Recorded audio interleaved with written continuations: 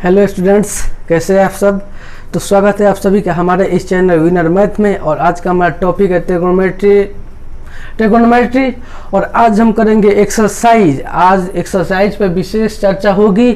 तो चलिए एक्सरसाइज के क्वेश्चन नंबर 1 पर चलते हैं। इससे पहले एक्सरसाइज के सभी वीडियो को देखने से पहले आप सभी ट्रिगोनोमेट्री फार्मूले को एक अच्छी तरह रिवीजन कर लीजिएगा, ताकि हम एक्सरसाइज करते समय बिल्कुल स्मूथली हम लोग क्वेश्चन बनाते चले जाएं। तो चलिए हम चलते हैं क्वेश्चन नंबर 1 की तरफ। हाँ तो स्टूडेंट्स, आपका क्वेश्चन नंबर 1 है त्रिभुज। देखिए, हमने जब उदाहरण सॉल्व करवाया था तो हमने बोला था कि आप अकॉर्डिंग टू क्वेश्चन चलिए, अकॉर्डिंग टू सिचुएशन।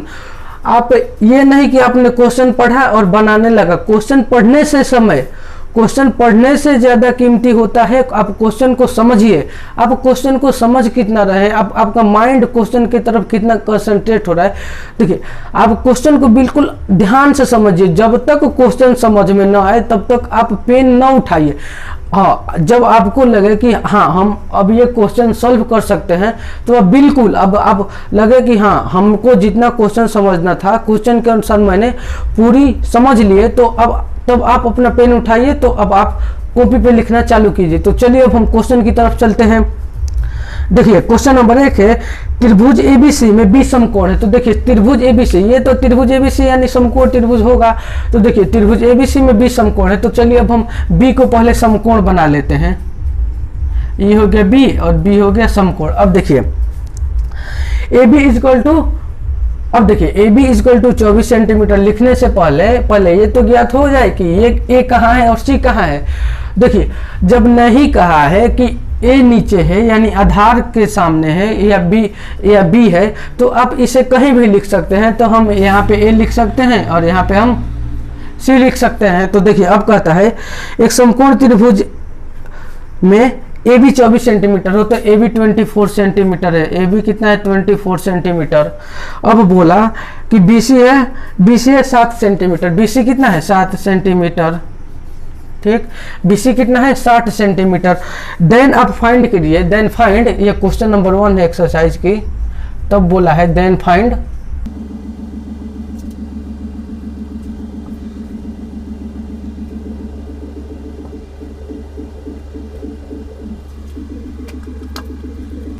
हाँ तो स्टूडेंट्स, अब चलिए हम पहले क्वेश्चन नंबर 1 को सॉल्व करने के पहले हमें पहले समकोण त्रिभुज की तीनों भुजाओं की लंबाई तो मालूम हो जाए। तो देखिए हमें किसका लंबाई दिया, हमें परपेंडिकुलर दे दिया है, बेस दे दिया है। अब हमें जरूरत है हाइपोटेनियस। तो चलिए हाइपोटेनियस किसके फॉर्मूला किसके मदद से निकालेंगे, हम हाइपोटेनियस निकालेंगे पाइथागोरस थ्योरम से। तो पाइथागोरस थ्योरम क्या कहता है, A C square is equal to A B square plus B C square. तो चलिए हमें करते हैं ए सी स्क्वायर।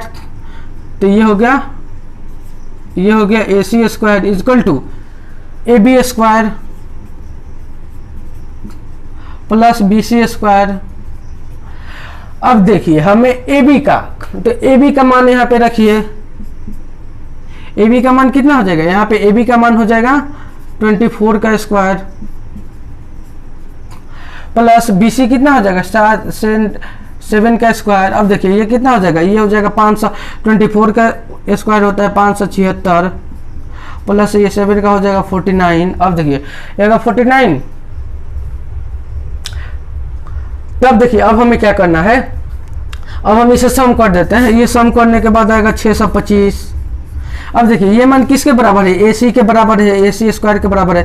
तब हमें ए सी निकालना है। तो स्क्वायर बराबर के उस साइड जाता है। तो हमने बोला था कि जब स्क्वायर बराबर के उस साइड जाता है तो वो रूट में कन्वर्ट हो जाता है। तो यहाँ पे हो जाएगा रूट, और 625 का वर्गमूल होता है 25 अब यहाँ पे लिख देंगे 25 सेंटीमीटर। तब चलिए अब हम अगले मुद्दा की बात करते हैं, तब ये क्वेश्चन सॉल्व करते हैं। तब तक के लिए हम इन बातों को साफ करते हैं। हाँ तो स्टूडेंट्स, अब हम जानेंगे साइन ए और कोस ए का मान। तो चलिए साइन ए का मान निकालते हैं। देखिए हम सबसे पहले लेते हैं क्वेश्चन नंबर 1 को, और क्वेश्चन नंबर 1 में हमें मान निकालना है साइन ए का। अब देखिए ए साइन ए आधार कौन होगा, बी सी, लंब कौन होगा ए बी। नहीं, बिल्कुल गलत। साइन ए में देखिए पहले ए है कहाँ, ए कहाँ है, आधार तो ये है ना जी, आधार ये है और लंब ये है। क्यों आधार ये क्यों है? आधार ये इसलिए है कि इस एंगल यानी इस एंगल की सॉरी बोला है साइन ए, तो एंगल यहां पे होगा। एंगल कहां पे होगा?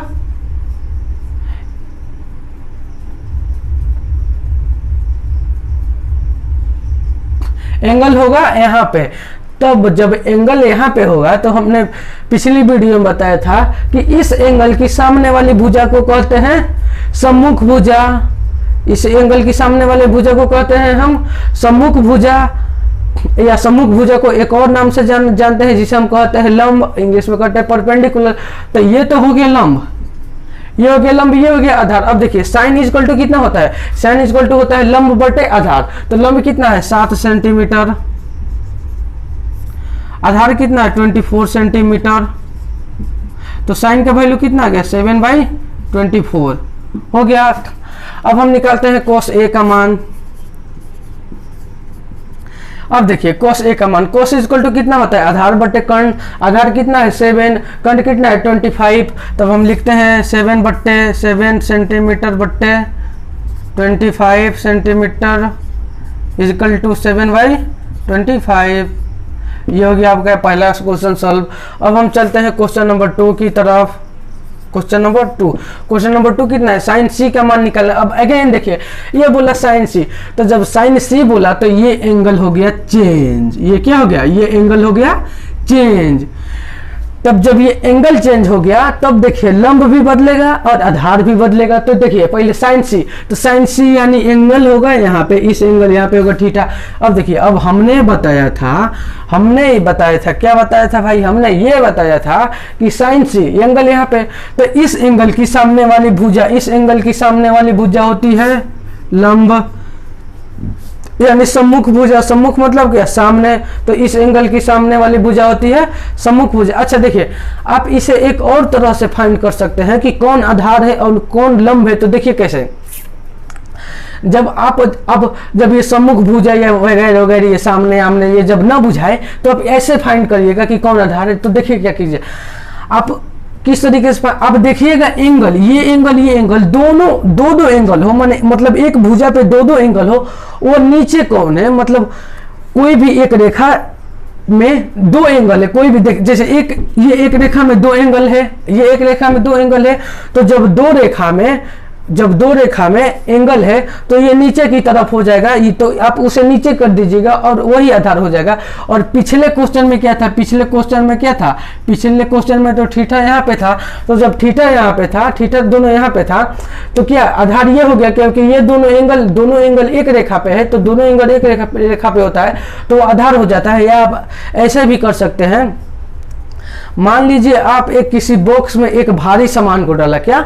मान लीजिए आप किसी बॉक्स में एक भारी सामान को डाला और उस भारी सामान को जब आप एक कोने से पकड़ेंगे,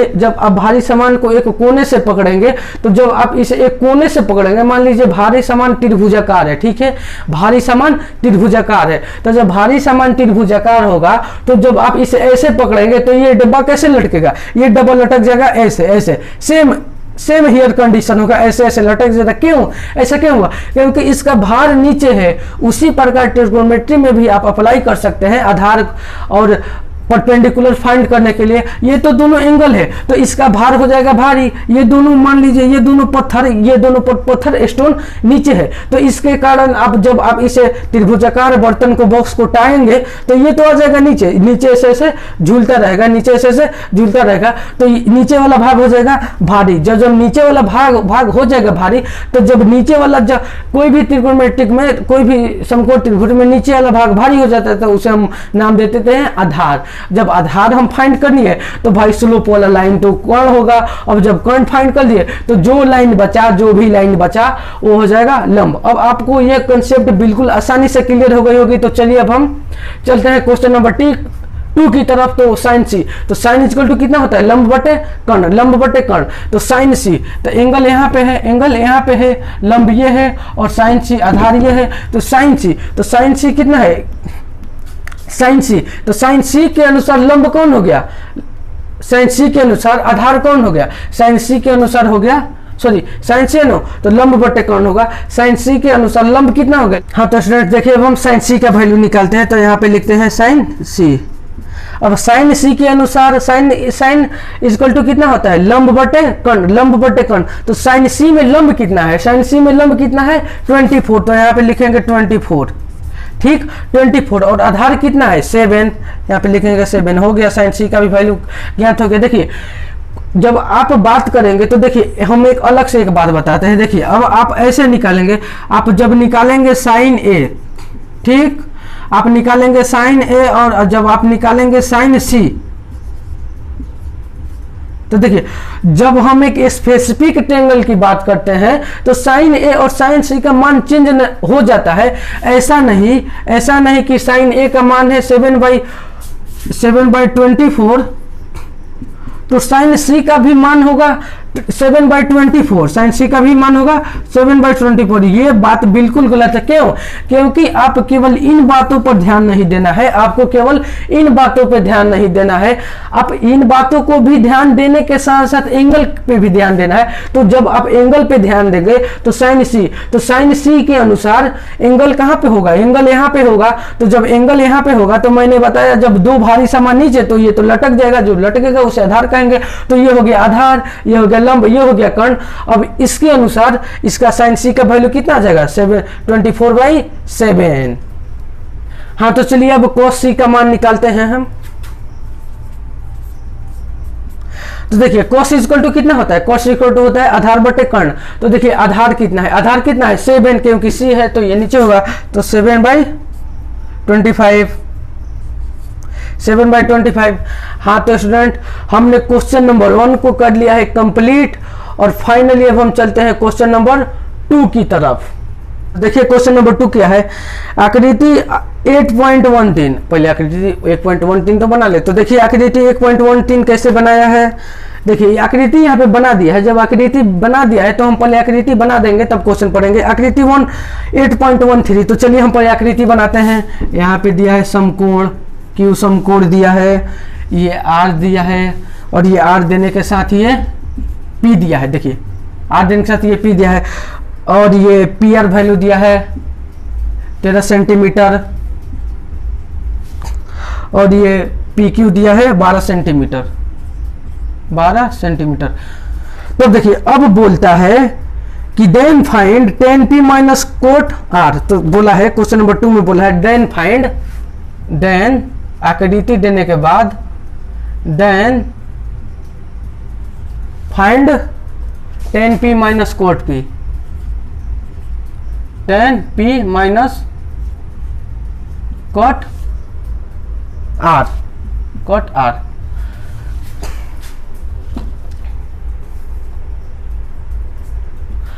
हाँ तो स्टूडेंट्स अब देखिए अब हमें इन वैल्यू को निकालना होगा। तो देखिए तो स्टूडेंट सबसे पहले हम पाइथागोरस थ्योरम के अनुसार हम पहले आधार निकालते हैं, यानी हम क्यू आर को निकालते हैं। जब तक हम क्यू आर नहीं निकालेंगे तब तक हमारा काम बनने वाला नहीं है। तो चलिए हम पहले क्यू आर निकालते हैं। तो देखिए क्यू आर कैसे होगा, using to Pythagoras theorem Q R का स्क्वायर इक्वल टू हो जाएगा पी आर का square, P R square minus P Q square. तो देखिए पी आर वैल्यू कितना है, पी आर है 13 माइनस पी क्यू है 12।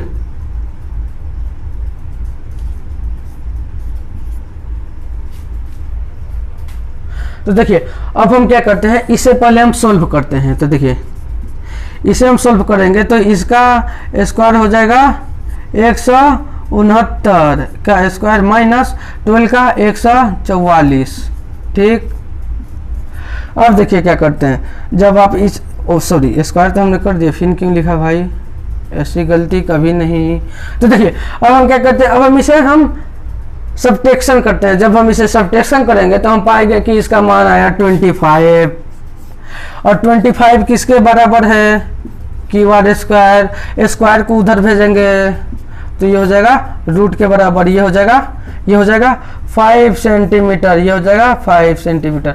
तो हमें क्यू आर वैल्यू कितना मिला 5 सेंटीमीटर।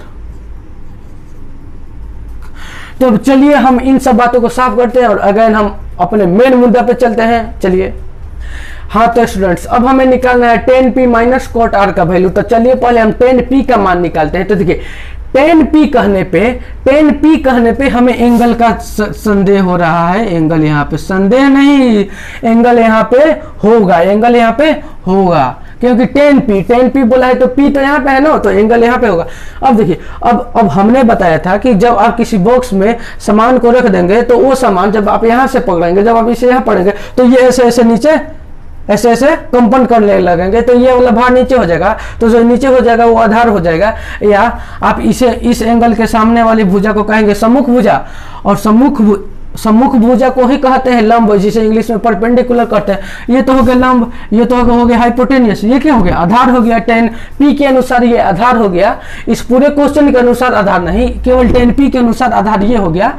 तो अब चलिए हम tan p इक्वल टू कितना होता है, tan इक्वल टू कितना होता है, हमने बताया था LAL लाल बटे कक्का, तो LAL लंब बटे आधार। तो लंब कितना है, लंब कितना है, लंब हमें दिया है 5 सेंटीमीटर। तो यहाँ पे लिखते हैं 5 यहाँ पे लिखते हैं हम 5, यहाँ पे लिखते हैं हम 5। अब देखिए लंब बटे आधार, भाई आधार कितना है 12 सेंटीमीटर माइनस, अब देखिए कोट इक्वल टू कितना होता है, कोट आर। अब देखिए, अब कोट आर की बात आई तो अब आप एंगल, अब ये एंगल उछल के यहाँ पे आ गया, ये एंगल का काम खत्म, इस एंगल का काम खत्म। अब देखिए ये एंगल जब उछल के यहाँ आ गया, तो अब जब आप इस बॉक्स को टांगेंगे तो ये तो ऐसे नीचे आ जाएगा ना, तो आधार ये हो जाएगा। या आप ऐसे भी कह सकते हैं, इस एंगल की ये सामने वाली भुजा हो गया लंब, तो ये हो गया लंब, ये हो गया कर्ण। स्लोप वाला लाइन तो हरदम भाई कर्ण होती है, चाहे आधार बदले या लंब बदले, लेकिन स्लोप वाला लाइन को कतई कोई नहीं बदल सकता।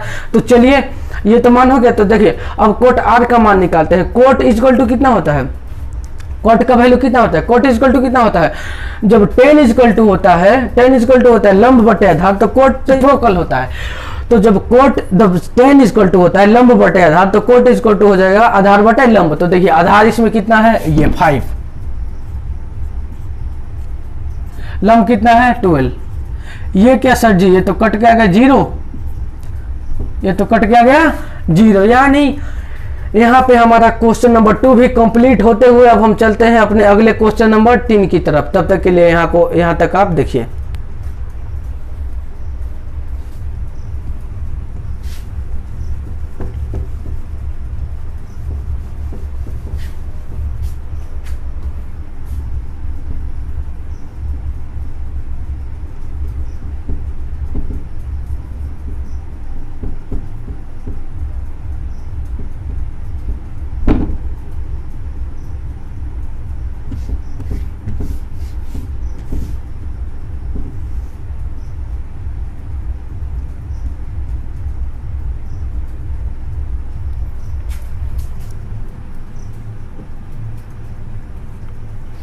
हाँ तो स्टूडेंट्स अब हम आ गए हैं वापिस क्वेश्चन नंबर 3 की तरफ। तो देखिए क्वेश्चन नंबर 3 कहता है यदि साइन ए इक्वल टू 3/4, यदि साइन ए इक्वल टू 3/4 हो तो कोट ए और tan ए का मान परिकलित कीजिए। अरे बाप रे, तो क्वेश्चन बड़ी मुश्किल है भाई। तो देखिए अब हम करते हैं साइन ए इक्वल टू 3/4। तो हमें दिया है साइन ए इक्वल टू 3/4, तो यहाँ पे हम ले लेते हैं साइन ए इक्वल टू 3/4। देखिए साइन ए इक्वल टू 3/4 है। अब बात आई कि हम ए को कहाँ रखें भाई, ए को ऊपर रखें आप या नीचे रखें। जैसा कि आप क्वेश्चन यहाँ पे देख सकते हैं, ये क्वेश्चन तो बिल्कुल कंफ्यूज कर दिया भाई कि हम आधार किसे माने। तो चलिए अब हम इसे आधार मानते हैं। तो देखिए सबसे पहले तो त्रिभुज का हम नामकरण कर देते हैं। ये हो गया ए, ये हो गया बी, ये हो गया सी। अब देखिए अब बी तो भाई समकोण हो गया, ये तो यहाँ इस एंगल के सापेक्ष तो हमें साइन ए का वैल्यू निकालने वाले नहीं है। तो देखिए या तो आधार यहाँ पे होगा या यहाँ पे होगा, आप आधार कहीं पे लिखिए, हम अपने सुविधा अनुसार आधार यहाँ पे लेते हैं। तो ये एंगल हो गया ए, ये एंगल हो गया, देखिए ये एंगल ए है, ये एंगल ए है ना, हम इसे एंगल ए। तो देखिए एंगल ए हम आधार, देखिए हमने नामकरण करने के अनुसार लेना है, नामकरण करने के अनुसार। देखिए यहाँ पे तो है सी, यहाँ पे तो है सी, ए कहाँ है, ए यहाँ पे है, तो आप एंगल ले लेंगे यहाँ पे। देखिए ए भी यहाँ पे आ जाता, एंगल ए भी यहाँ पे हो जाता। कब? जब ये नामकरण यहाँ पे होता। सिंपली सी बात है, आप कहीं पे भी कर सकते हैं। तब देखिए ये तो हो गया साइन ए इक्वल टू 3/4। तो देखिए साइन इक्वल टू कितना होता है? साइन इक्वल टू होता है लंब बटे कर्ण। अब देखिए साइन ए इक्वल टू कितना होता है? लंब बटे कर्ण। लंब को परपेंडिकुलर, कर्ण को हाइपोटेनियस। ये हो गया 3/4 के, और ये गए 3/4 के। और अब देखिए परपेंडिकुलर पी ये कितना है? 3। तो परपेंडिकुलर इसमें कौन है भाई साहब? इस एंगल के सापेक्ष, इस एंगल से एक तीर मारेंगे सीधा और ये आके गिरेगा बीसी पे। तो देखिए ये हो गया 3, ये हो गया लंब कितना हो गया? इसमें लंब हो गया 3 सेंटीमीटर, 3 सेंटीमीटर। लेकिन देखिए किताब में तो मेंशन नहीं किया है कि कौन 3 सेंटीमीटर, कौन मीटर में है, सेंटीमीटर में है। तो हम इसीलिए यहाँ से इकाई को हटा देते हैं। तब देखिए ये आ गया 3। अब देखिए हाइपोटेनियस कितना आ गया? 4। हाइपोटेनियस आ गया 4। अब हमें ए बी का मान निकालना है, तो हम इसका स्क्वायर करके इसमें से घटा देंगे। तो जब हम 4 का स्क्वायर करेंगे कितना आ जाएगा? 16 आ जाएगा। और इसका स्क्वायर कितना आ जाएगा? 9। तो 16 में से जब आप 9 घटाएंगे, 16 में से 9 घटाएंगे तो कितना होगा भाई? 7। 16 में से 9 घटाएंगे तो 7। अब देखिए ये आ गया √7। ओ माइला, ये √7। तब देखिए अब तो क्वेश्चन को किसी तरह सॉल्व करना होगा। तो चलिए √7 को लेके हम अपने बात को आगे बढ़ाते हैं। हाँ तो स्टूडेंट्स अब हम बात आगे बढ़ाते हुए बात क्या करते हैं, देखिए अब हमें मान निकालना है cos A और tan A का मान। तो देखिए हमें मान निकालना है cos A का। तो देखिए अब हमें क्वेश्चन में मान निकालना है cos A का। अब देखिए cos A का मान निकालना है, तो सोचिए जरा कि cos इक्वल टू कितना होता है? cos इक्वल टू होता है आधार बटे कर्ण। तो आधार इसमें कौन है भाई? आधार तो ये भी है, क्योंकि यह एंगल है। आप जब बॉक्स को उठाएंगे तो ये नीचे आएगा, या इस एंगल के ये सामने वाली भुजा लंब कर्ण, ये आधार। तो आधार कितना है? √7। आधार कितना है? √7। जब ये हो गया √7, क्या? जब ये हो गया √7, देन कर्ण कितना हो गया? 4। तो cos A का मान आ गया इतना 4। cos A का मान आ गया इतना 4। अब हमें निकालना है tan A का मान। तो देखिए tan A का मान कैसे निकालेंगे? tan A। अब देखिए tan, जरा सोचिए, tan A इक्वल टू, यानी केवल tan का मान निकालिए। tan थीटा इक्वल टू कितना होता है? tan थीटा इक्वल टू होता है लंब बटे आधार। तो लंब कितना है भाई? इसमें लंब है 3, आधार कितना है? √7। तो 3/√7, 3/√7। बस यही दो को मान निकालना। तो हाँ तो स्टूडेंट्स अब हमारा क्वेश्चन नंबर 3 भी कंप्लीट हो गया। तो अब हम चलते हैं क्वेश्चन नंबर 4 की तरफ। आप यहाँ तक देख सकते हैं। हाँ तो स्टूडेंट तब ये हमारा तैयार हो गया, नन्ना मुन्ना त्रिकोणमिति का सिपाही। तो अब चलिए अब हम चलते हैं अपने क्वेश्चन नंबर 4 की तरफ। ये भाई क्वेश्चन नंबर 4 है। तो देखिए ये क्वेश्चन नंबर 4। अब देखिए क्वेश्चन नंबर 4 में क्या बोलता है? वाह, क्वेश्चन नंबर 4। तो देखिए क्वेश्चन नंबर 4 में बोलता है 15 into cot A equal to 8 हो, then find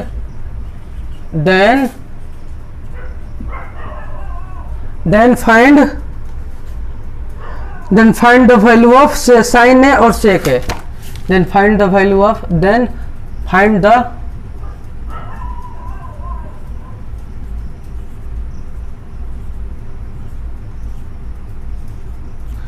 sign A and sec A। देखिए जब ये साइन और कोस सेक लिखा जाए, या कोई भी ट्रिग्नोमेट्रिक रेशियो लिखा जाता है, ट्रिग्नोमेट्रिक फंक्शन लिखा जाता है, तो साइन लिखने के दौरान, ये सभी साइन लिखने के दौरान उसको एंगल को इसके सापेक्ष बड़ा लिखा जाता है, ताकि यह दूर से लगे कि यह दोनों एक में मिक्स ना हो, ये लगे कि हाँ ये एंगल की ही बात हो रही है। तो इसे हम बड़ा लिखते हैं, नहीं तो ये हम छोटा लिखते हैं। तो ये हो गया सीना भाई, ट्रिग्नोमेट्रिक में सीना का मतलब क्या? कुछ नहीं। इसीलिए हम इस एंगल को इसके सापेक्ष, एंगल को साइन के सापेक्ष बड़ा लिखेंगे। अब समझ में आया क्यों? तो चलिए अब हम चलते हैं सॉल्यूशन की तरफ। हमें निकलना है ना, हमें निकलना है साइन ए सेक ए। हाँ तो स्टूडेंट्स अब देखिए, अब पहले हम इन मानों को लेके क्या करते हैं। अब देखिए अब तो सबसे पहले हमें मालूम होना चाहिए, क्या मालूम होना चाहिए भाई, देखिए हमें सबसे पहले मालूम होना इन सभी मानों को निकालने के लिए क्या इसमें क्या आता है, साइन ए इक्वल टू कितना होता है, लंब बटे कर्ण। तो जब लंब बटे कर्ण होता है तो भाई लंब का मान ज्ञात होना चाहिए, कर्ण का ज्ञात होना चाहिए, उसी प्रकार आधार का भी मान ज्ञात होना चाहिए। तब चलिए इसकी मदद से हम इन तीनों को मान फाइंड करते हैं। तो देखिए कैसे, ये आपको क्वेश्चन में कितना दिया हुआ है, क्वेश्चन में दिया हुआ है 15 into cot A equal to 8, ठीक, ये इक्वल टू 8 दिया। अब देखिए अब हम क्या करते हैं, कोट का मान ज्ञात करने के लिए ये 15 इधर किस में, ये 15 इधर गुना में है और उस बराबर के उस साइड जाएगा, तो इस किस में आ जाएगा, डिवाइड के रूप में हो जाएगा, भाग के रूप में हो जाएगा। तो ये लिख दिए कोट ए इक्वल टू 8/15।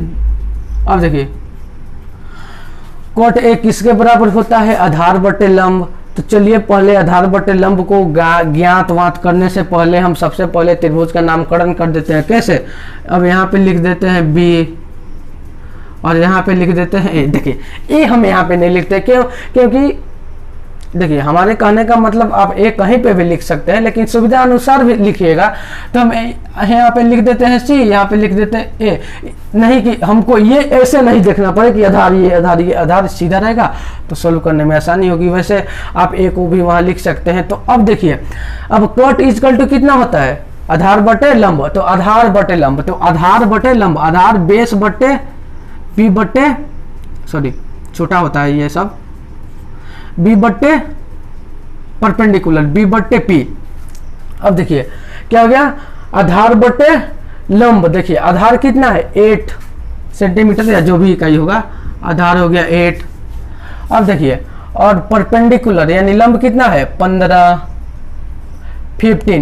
अब देखिए ये तो बिल्कुल आसानी से ज्ञात हो गया। अब हमें निकालना है ये कि इसका स्क्वायर करके सम कर देंगे। तो चलिए इसका स्क्वायर करने के बाद हम सम करते हैं। तब तक के लिए यहाँ तक के लिए आप देख लीजिए।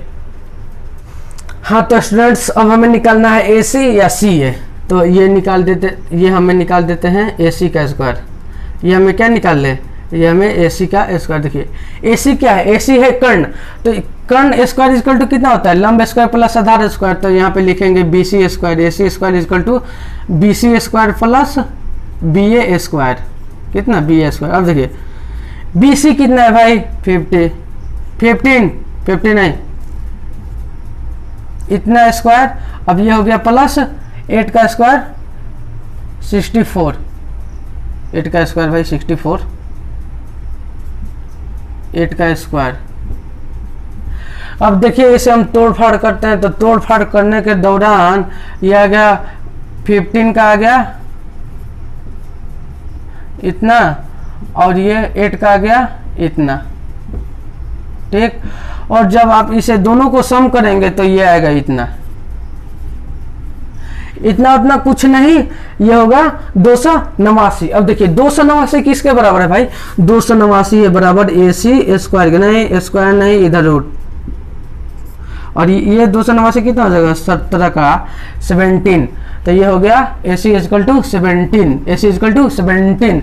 अब चलिए अब ए सी का मान आ गया 17। तो अब हम इस मानों को तो बिल्कुल आसानी से फाइंड कर सकते हैं। कैसे, तो आइए देखते हैं कैसे।